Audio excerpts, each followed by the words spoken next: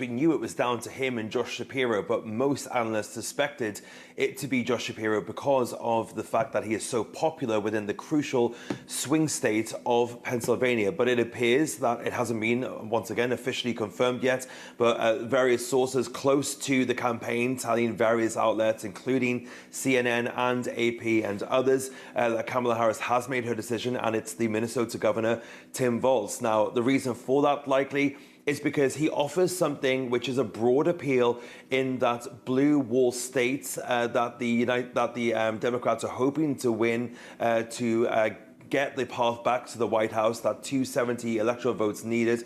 And Tim Walz is going to be somebody who is likely to appeal to those voters who voted for Barack Obama, but then Donald Trump, and were unsure about Joe Biden because of his age or various other reasons. They think that they can get those voters back on board with a pick like Tim Walz, who will be able to appeal to those voters in Michigan, Wisconsin, and even Pennsylvania as well. It must be said, I think, most people were looking at Josh Shapiro because that 19 electoral college votes that Pennsylvania has are very key to winning the White House once again. It quite often is referred to as the tipping point state because without winning Pennsylvania, there are very few parts to 270, which Kamala Harris would have. She would have to basically barnstorm the rest of the battleground states in order to counterbalance those 19 votes.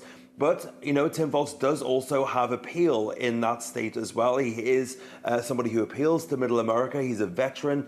He's a former House congressman. He was in the House for 12 years. He's also got the nod from people like Nancy Pelosi, like Bernie Sanders.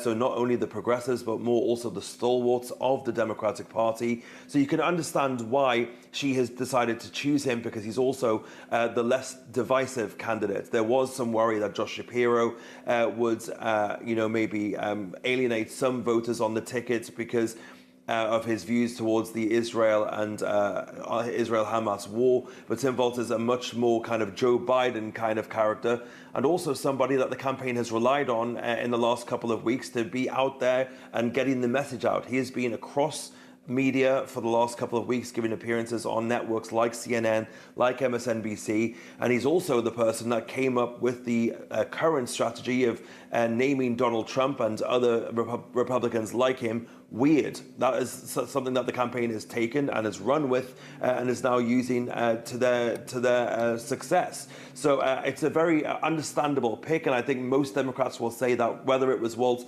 or Shapiro, they would have been happy, but much more of a kind of Joe Biden type character that Kamala Harris has gone for here.